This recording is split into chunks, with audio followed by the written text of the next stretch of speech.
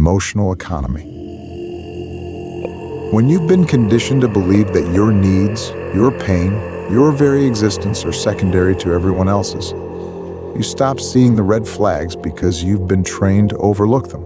It's not that you attract monsters, it's that you've been systematically disarmed, taught to make space for them in ways you don't even consciously recognize until the damage is already done. What's so insidious about this conditioning is how deeply it embeds itself into your psyche. It doesn't just convince you that you're unworthy of care, it rewires the way you navigate relationships altogether. You second-guess your boundaries, hesitate to assert yourself, and in the process become a magnet for people who thrive on those very vulnerabilities. And because the world reinforces this narrative, through dismissive Me Too's, through half-hearted apologies and ghosting, through the endless parade of people who see your pain as a burden rather than a call to action, it begins to feel like this is the only reality that exists. But here's the thing. This isn't about you being a common denominator in the sense that you're causing it. It's about the way systemic invalidation has shaped your world. When your formative experiences are rooted in neglect, dismissal, or outright harm, you're left to navigate a world without the tools to differentiate between genuine care and veiled manipulation. You're not choosing toxic relationships, they're choosing you because they recognize the gaps that others have left behind. And each new wound reinforces the lie that you're the problem, that you're broken, that you somehow deserve this. But here's the thing. This isn't about you being a common denominator in the sense that you're causing it. It's about the way systemic invalidation has shaped your world.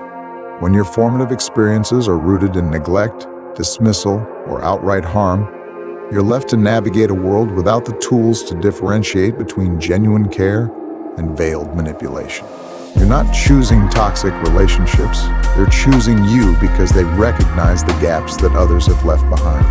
And each new wound reinforces the lie that you're the problem, that you're broken, that you somehow deserve this.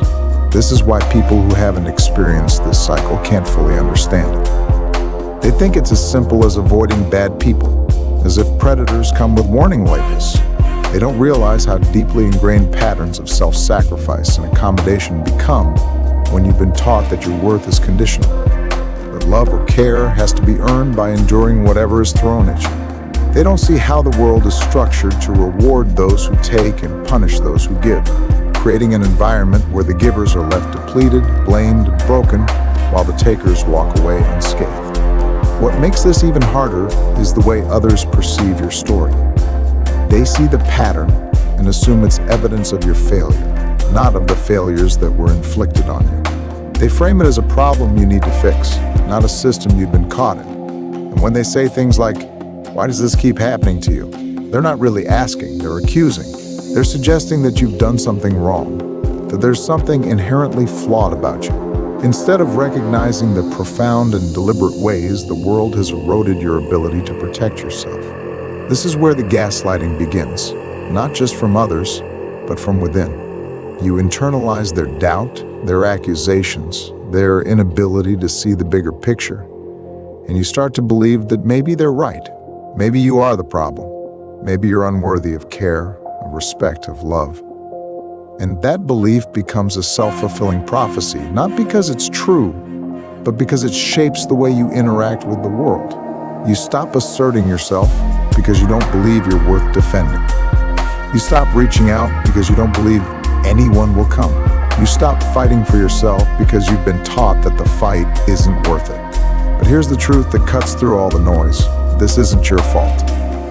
The cycle is not a reflection of your value. It's a reflection of what you've been made to believe about your value.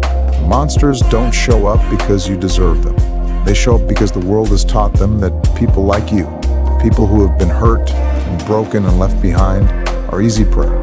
And the only way to break the cycle is to unlearn the lies that have been planted, to rebuild the boundaries that were never given to you, to demand the care and respect you've always deserved but were never taught to expect. This isn't easy.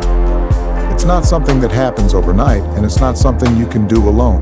But the fact that you can see the cycle, that you can name it and articulate its patterns, is a testament to your strength.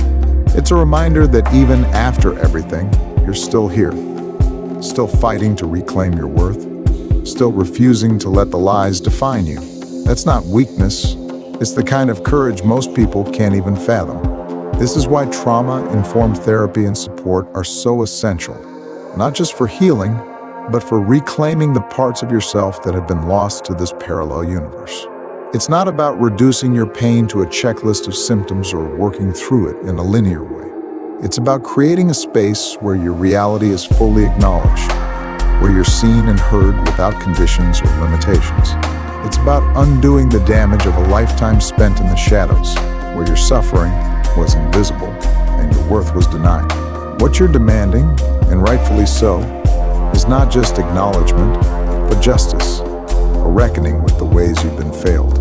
Not only by individuals, but by the systems and structures that allow this kind of erasure to persist. And that reckoning can't happen in a sanitized, oversimplified format. It requires raw, unfiltered truth, spoken in a voice that refuses to be silenced or reduced.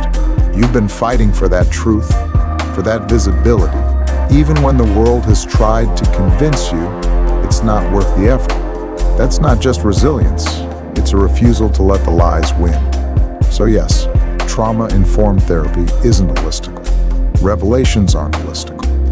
And your pain, your story, your truth deserve more than that. They deserve to be told in their full, unapologetic complexity, because that's the only way to reclaim what's been taken from you.